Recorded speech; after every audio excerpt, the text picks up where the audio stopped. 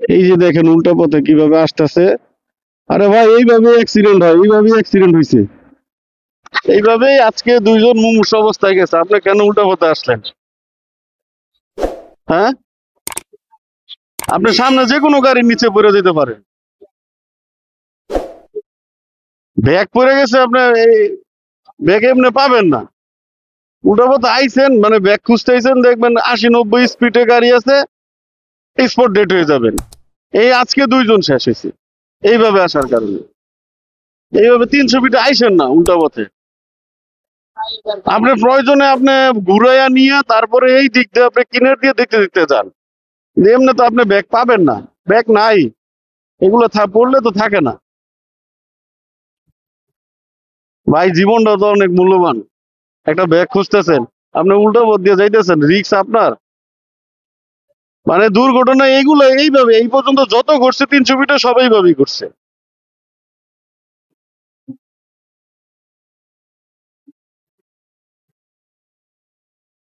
যাই হোক, আমি যেটা বলতে চাচ্ছিলাম, শুরু করছিলাম, সেটা দিয়ে আল্লাহ তাআলার ইচ্ছা হয়তো দিয়ে দিয়েছে।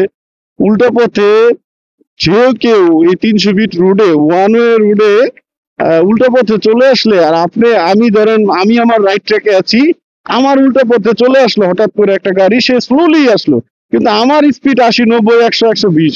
যাই হোক, সামহাউ এই যে স্পিডটা আমার, আমি সামনে হঠাৎ করে পড়ে গেছে, ন্যানো সেকেন্ডের মধ্যে আমি ব্রেক করলে কতটাই বা নিজেকে সেভ করতে পারবো, কতটাই বা আমি বাঁচাতে পারবো নিজেকে?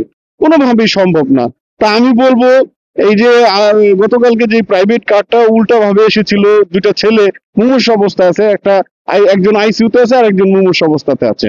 তো তার ভুলের কারণেই কিন্তু এটা হয়েছে। উনি, এই ভদ্রলোক, ওনার ব্যাগ পিছন থেকে পড়ে গিয়েছে, ব্যাগ খোঁজার জন্য উনি ব্যাগ আসতেছিল এইভাবে। তো আসলে এইভাবে তো হয় না জিনিসটা। এই যে আপনি ব্যাগ খুঁজতে আসছেন, এটা পাবেন না, রাস্তায় পড়ে গেছে।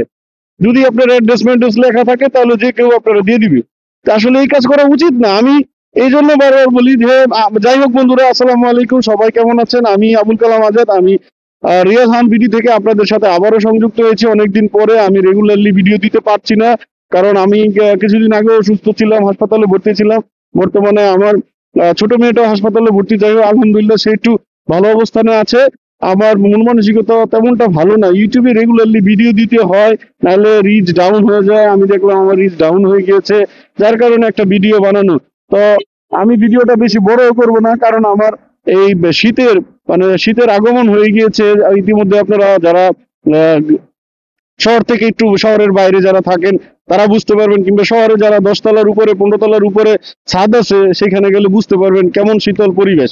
এই শীতের মধ্যে শীতের আগমনী বার্তা, জানান দিচ্ছে, ঠান্ডা আবহাওয়া, শীত চলে এসেছে। তো ওয়েলকাম টু উইন্টার সেশন। তো যাই হোক, আমি আমার ভিডিওটা করার কারণ হলো আমি সতর্ক করার জন্য। এই 300 ফিটে প্রচুর অ্যাক্সিডেন্ট ঘটতেছে। আপনারা প্লিজ, আপনারা আপনাদের বাচ্চাদেরকে সেফ রাখবেন, ছেলেদের হাতে গাড়ি তুলে দিবেন না। নিয়ে শখের সন্তানটাকে লালন পালন করে বড় করেছেন, তাকে বাইক কিনে দিবেন না। বাইক কিনে দেওয়া মানে তাকে কাফনের কাপড় কিনে দেওয়া, গাড়ি কিনে দেওয়া মানে কাপড়ের কাপড় কিনে দেওয়া।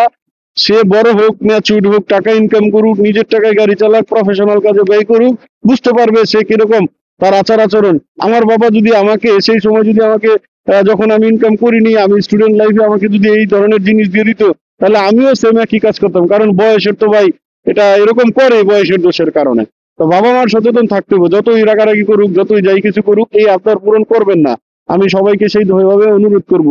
তো আমি 300 ফিট থেকে বেশিক্ষণ ভিডিওটা লং করব না, আপনাদের এই সতর্ক করার জন্যই ভিডিওটা আমি অন করেছি। তো যাই হোক, সবাই আমার জন্য দোয়া করবেন, আবার আমার চ্যানেলটিকে সাবস্ক্রাইব করবেন, সবসময় পাশে থাকবেন। অনেক সময় বাইক নিয়ে ইনফরমেটিভ ভিডিও দেওয়ার চেষ্টা করি। আপনাদের ভিডিও কেমন লাগে অবশ্যই লাইক কমেন্ট শেয়ার করে জানাবেন। পাশে থাকবেন সবসময়। ধন্যবাদ সবাইকে, টাটা, বাই বাই, আসসালামু আলাইকুম।